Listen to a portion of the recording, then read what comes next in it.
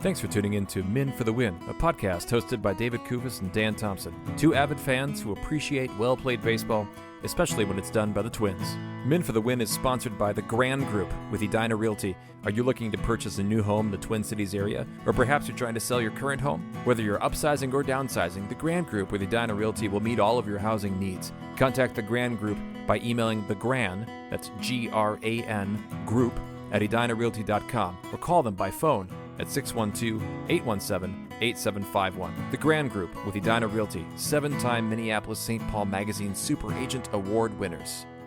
Men for the Win is part of the Pulltab Sports Network, covering sports, culture, and entertainment across the Midwest.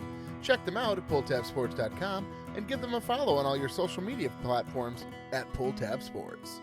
On this episode, David and Dan break down all the recent MLB signings and the change to the Minnesota Twins roster that doesn't include relievers. Thanks for listening. Enjoy. Thanks for tuning in to Men for the Win. My name is David Kufis. With me, as always, is Dan Thompson. The Twins continuing their Australia-only strategy, Dan.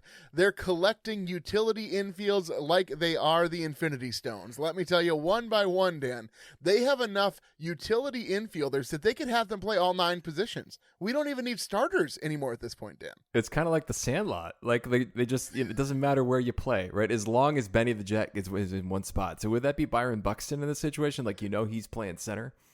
I guess that's the one plot that we can plan on for sure.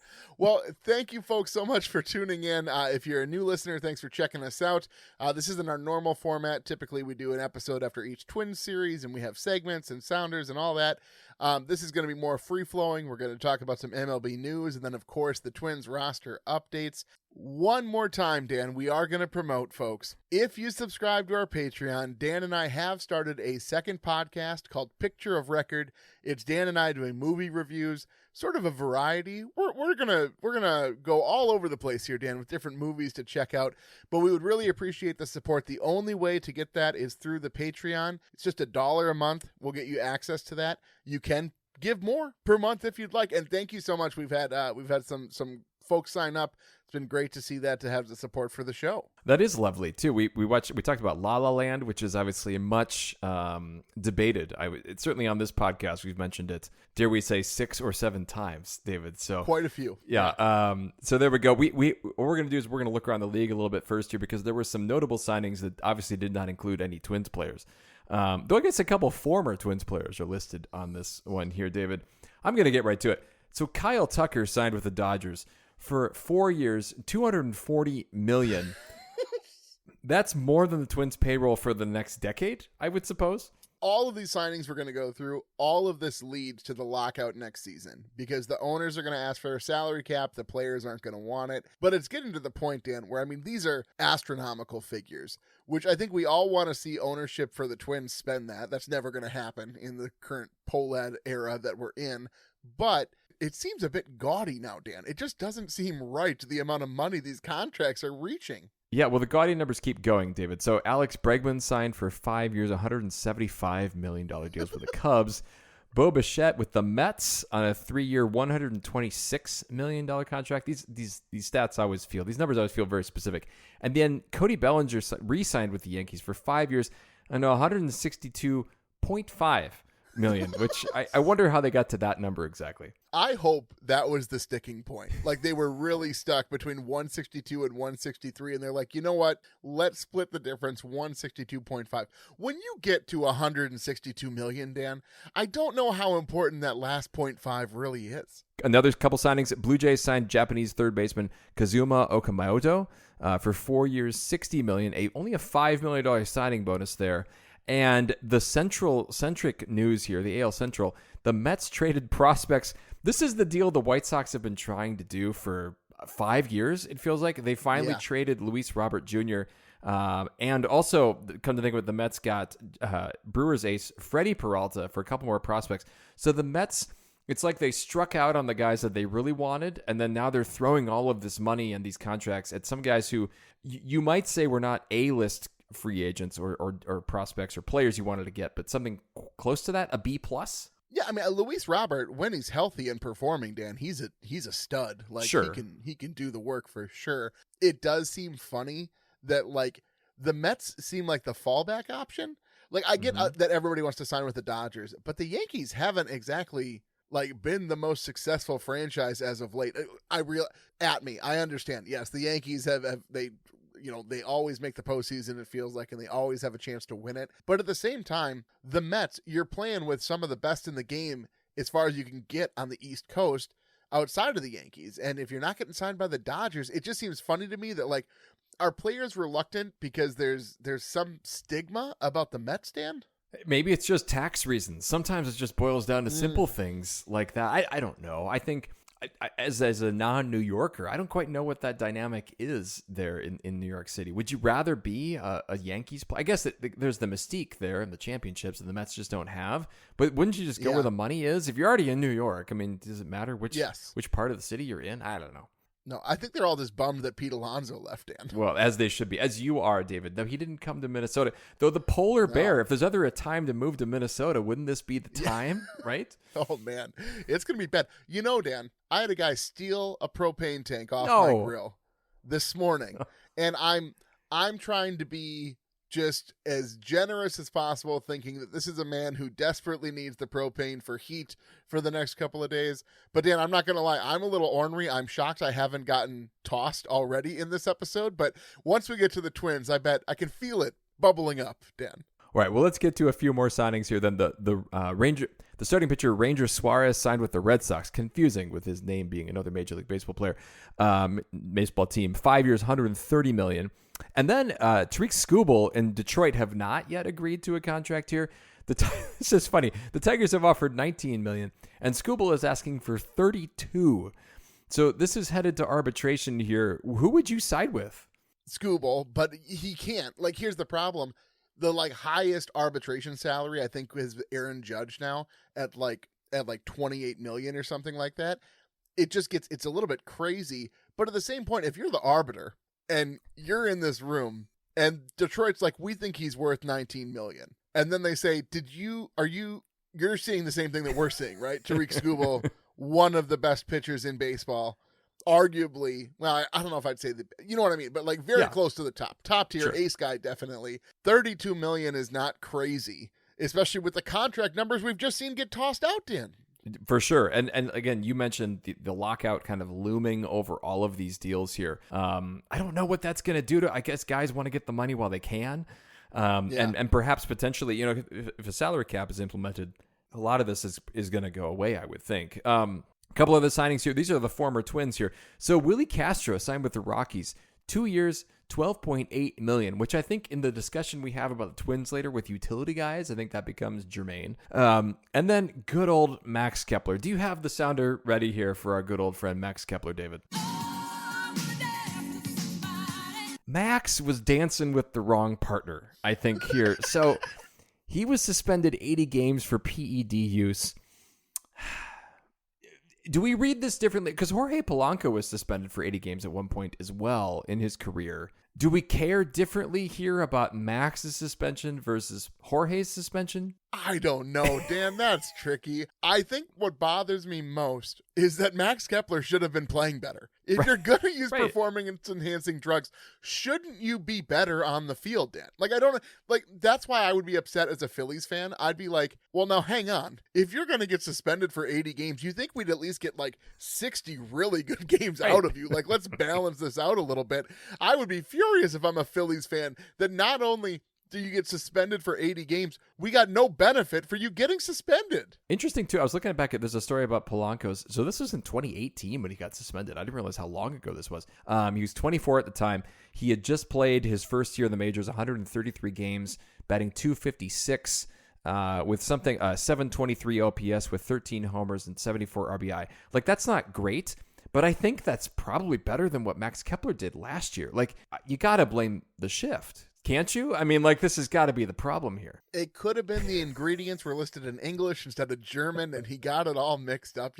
Also, we cut a promo of the show talking about Max Kepler not being great, and a whole bunch of Phillies fans. It was super funny on the TikTok. They were like commenting, he had a pretty good season. How dare you disrespect Max Kepler? It's like, yeah, he had 2019. 2019 was phenomenal. He had a great season when they were playing with a bouncy ball and basically Nerf bats. Like, yeah, I understand that Max Kepler had a very good season. And it's in jest. And if you're only watching us on TikTok, you're only going to see the most outlandish things that I say.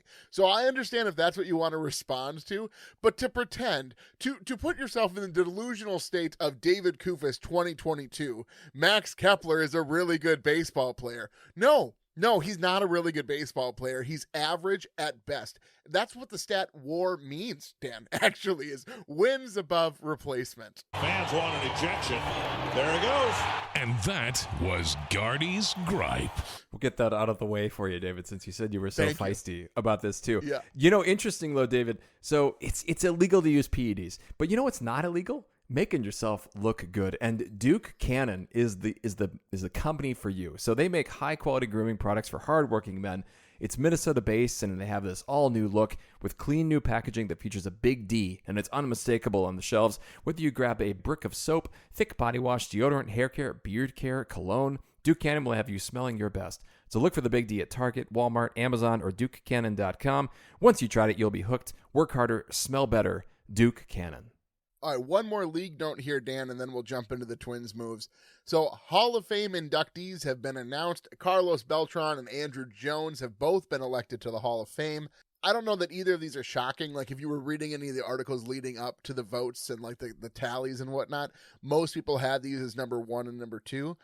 Manny Ramirez falls off the ballot. He only received 38.8% of the vote on his 10th and final attempt on the ballot. But Cole Hamels received 23.8%, so he'll remain on the ballot in 2027. You only need 5% to stay on, like depending on how many years you've been on the ballot. Like it changes each year how long you have to stay based upon the percentage of vote you got. So I don't know if we have any real thoughts on this. We don't have a ton of connections to Carlos Beltran or Andrew Jones, I don't think, as Twins fans. Do we, Dan? No, we don't, though I think the relevant piece here is Beltran getting in, even though he was associated with the sign stealing and the trash cans with the Astros, 6-8 years ago, something like that. So that is interesting. But he didn't have his prime years that were affected by the trash cans, as opposed to a guy like Jose Altuve, George Springer. So I'm really curious to see how this actually shakes out when those guys are eligible for the Hall of Fame. Does this matter to you in that regard? Not really. I don't know. Like, I just think that if they're not going to take away the 2017 trophy from the Astros, I don't know how you can impact individual players for the same crimes, right?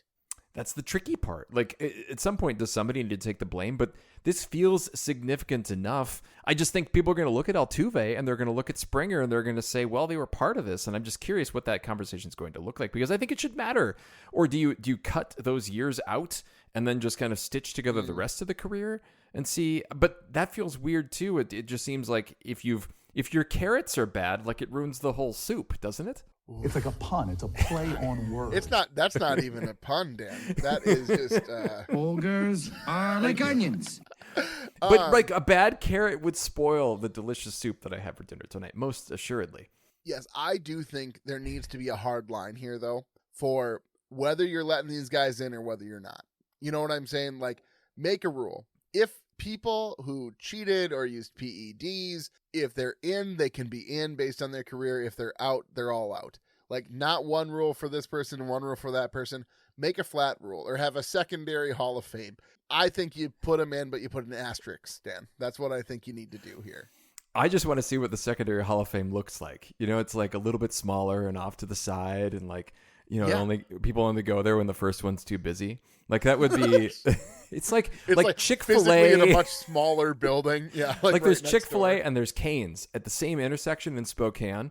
I don't know how somebody chooses between the two. Really easy, Dan. Well, if it's Sunday, you go to Cane's, and the rest of the week you go to Chick-fil-A. Maybe I should have said like Cane's versus like KFC. Like, that would be the better analogy, I think, here. Cane's 7 days a week. I know, because nobody would go to the secondary. KFC is the secondary Hall of Fame in this analogy here, David. Definitely, no question. That is yes. That's what I was. That's the analogy you wanted, Dan. That is perfect. Let's go with that one. Ogres are like onions. End of story. All right, let's go to the more twin-centric deals here, David, which I think if you added up all the money here in all of these deals, it would be, I don't know, about a third of the Bellinger deal. No, way less than that, like a fifth. Way less than that, Oh Tim. my I know God. you're not a math teacher, but hang on here. Yeah, it's a little bit silly. So I guess let's start with something fun, and then we'll get into like sad signings that the Twins have done so far. So first of all, Byron Buxton is going to play for Team USA in the Yay. Baseball Classic. Yeah. So that's going to start on America. March 5th. We hope he'll gets through it and he's healthy and he has a really good time and Team USA wins and Shohei Ohtani is sad. That's what we want to have happen, Dan, in the Baseball Classic. That is pretty cool. He's kind of the bright shining star here on the team that we're pretty sure isn't going to leave. I guess another bright spot, the Twins have hired Michael Taylor as an outfield instructor, which I think is interesting. I kind of wish they would have, hired him as a backup center fielder for this baseball team, but apparently they don't think he has it quite left in him. He could, Dan. Honestly, between him and LaTroy Hawkins, put all those guys who you hired as special assistants, just put them on the team. I mean, Dan. They is can't that be any much worse different? than what we have already. No. Exactly. And I mean, now they got Ryan Presley too. You could have a pretty phenomenal bullpen if you just use the guys who you didn't sign as players, Dan. I swear, when they mentioned Ryan Presley, I thought he was legitimately being signed to pitch in this bullpen here. Yeah. At this point in his Oh, career. The headline was very deceiving, Dan. You know how it's a twin signing? Because Bleacher Report doesn't make it a big deal in the alerts. I have to wait for the Athletic article to publish. Normally, Tucker signs. It's like my phone won't shut Sure. up, right? Oh It's my like, gosh, oh my yes. goodness, Tucker signed. And then it's like, oh, Bellinger re-signed with the Yankees. Oh, Bregman signed with the Cubs. And then it's like, I don't know if you care, but the Twins signed another utility infielder. It's like nobody is getting alerted to this, Dan. Well, let's get into these things. So if we go back a few weeks here, so the Twins traded left-handed pitcher Cade Bragg to the Marlins for first baseman, corner outfielder Eric Wegman, who last year actually played 140 games, but he only batted .250. Not great in the OPS in kind of the high 600s here. So that was the first one. Then they signed veteran shortstop Orlando Arcia to a minor league deal and invited him to spring training. And you're thinking, okay, they're just kind of like filling the bottom of the Christmas stocking here, right?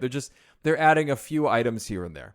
Then they claim Vidal Brujan off waivers from the Braves, and he sticks around a little bit longer than who was the utility infielder who played for the Blue Jays here this season? IKF. Isaiah Canea-Falefa, right? So this is a little longer than that. Like maybe Vidal Brujan got an apartment, he was kind of getting settled in, but he got DFA'd to make way for a trade for Tristan Gray, the utility infielder from Boston, who actually didn't even play yet for Boston. His picture is still of the Rays because that's who he played for most recently. And the Twins traded their excess of catchers here, or from that, they traded Nate Baez, who I believe was a Double-A catcher. So you settle all of that, and you have three utility players who you rub them together here, and it's like you rub three nickels together, you don't get a quarter. You just have 15 cents here. Ogres are like onions. You got a lot tonight, Dan. Yeah. You are just filled with the comparisons. We need to record more often, I think, in the off season, so you can you don't have to shoot them all at once here in one episode. Thank you. I But appreciate that. it is very confusing because you keep looking at these pieces they add, and you're like, what are we doing here? As far as you can't have all of these people on the team. No. That's not how it works. And I don't even know that you can really argue it's depth. Is it depth if you keep signing the same position, Dan? They're like, okay, we need all of the left-handed hitting outfielders, and then we need all of the utility, don't play every day infield type guys. This isn't, what's Moneyball but done poorly? That's what the Twins are doing here. The Pittsburgh Pirates. I think that's what that Yes. is there.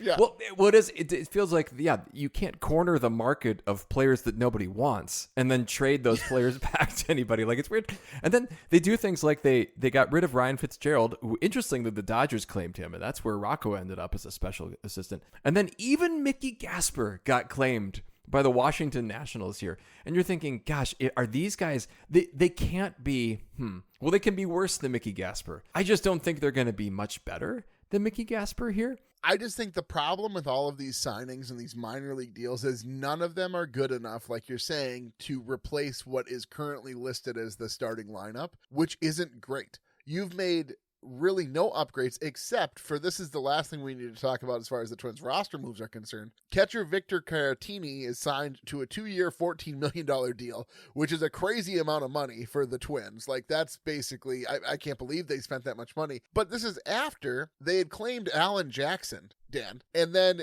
that's now Alex you have Jeffers, Jackson, not the country singer Alan. It's Alex Jackson. It's Alan Jackson until he hits a home run. Okay, then I'll change.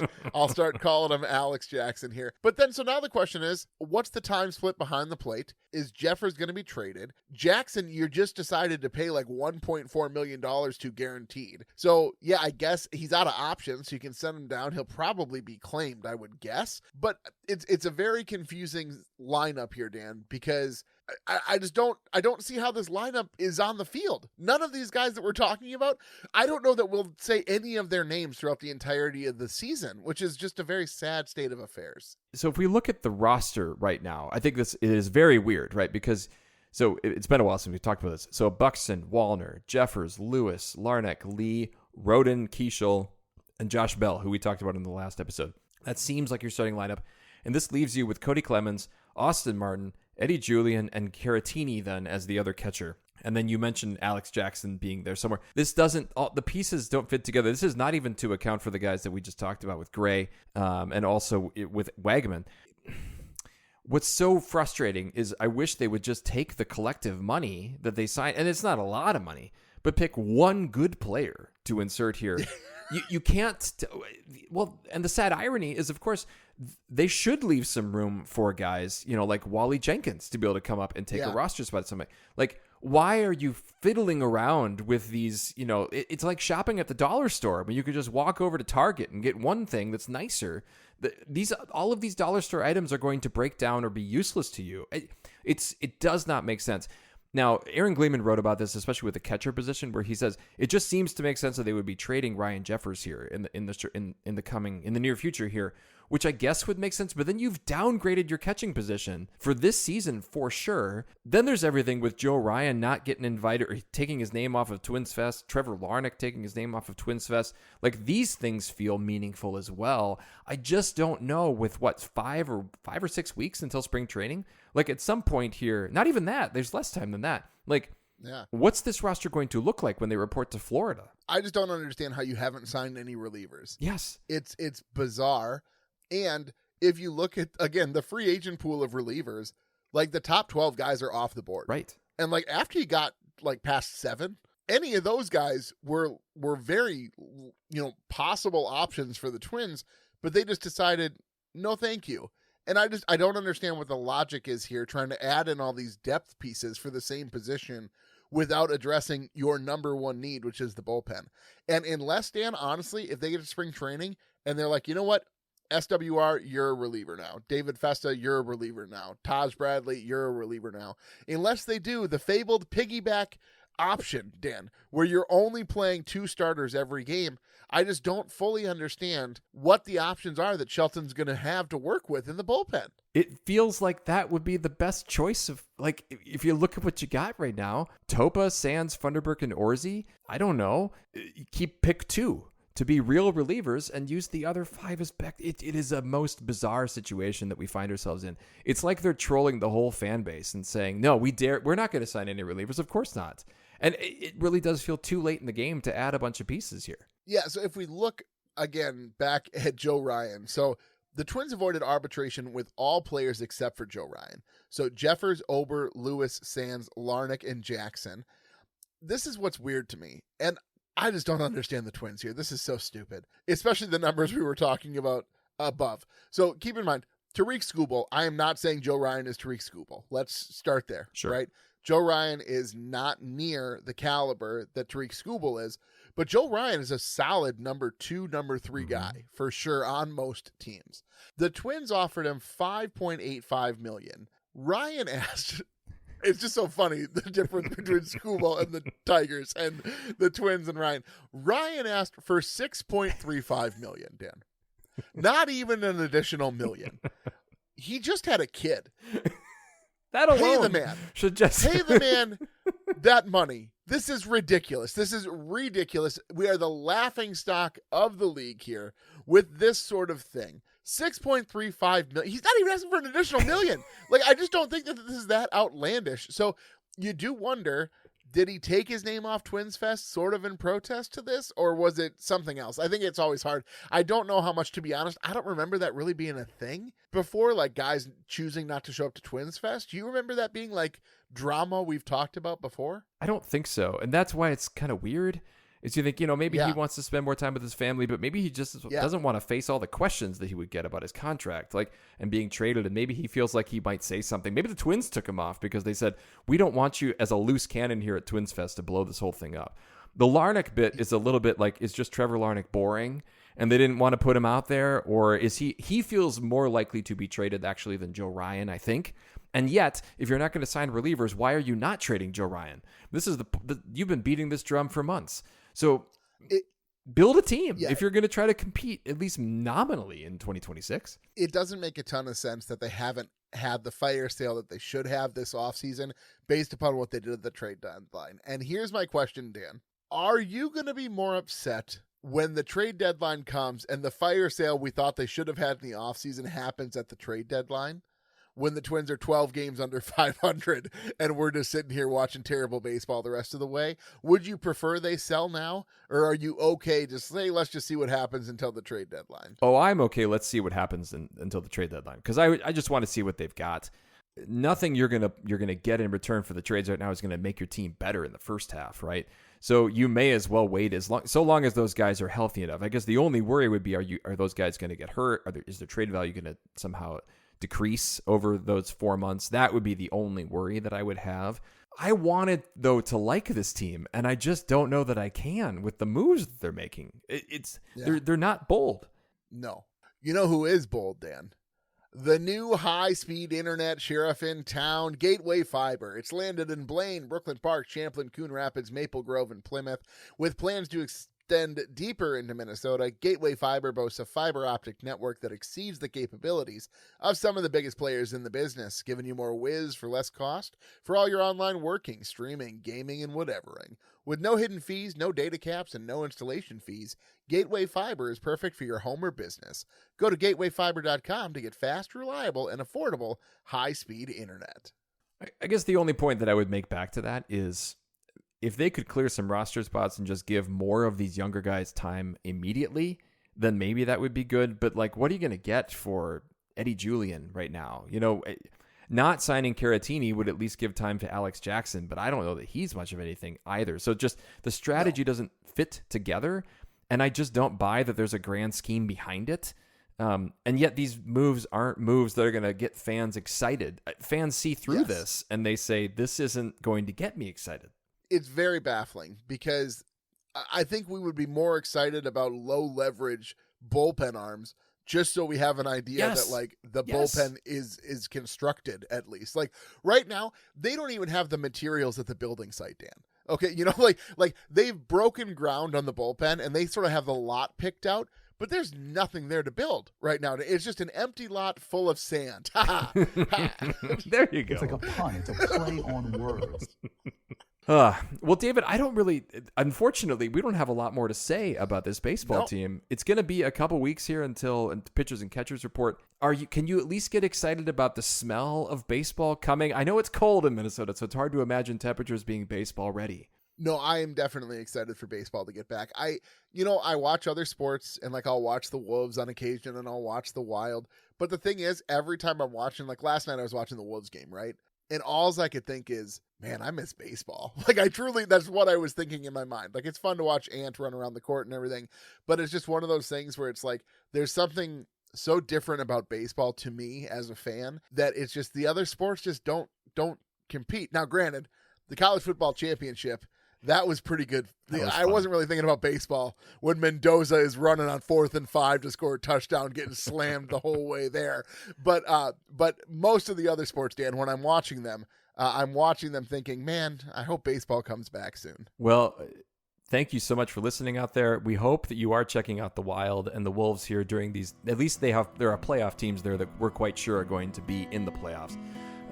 So at least there's that. But I think I'm going to go ahead and send us out, David. Please do, Dan.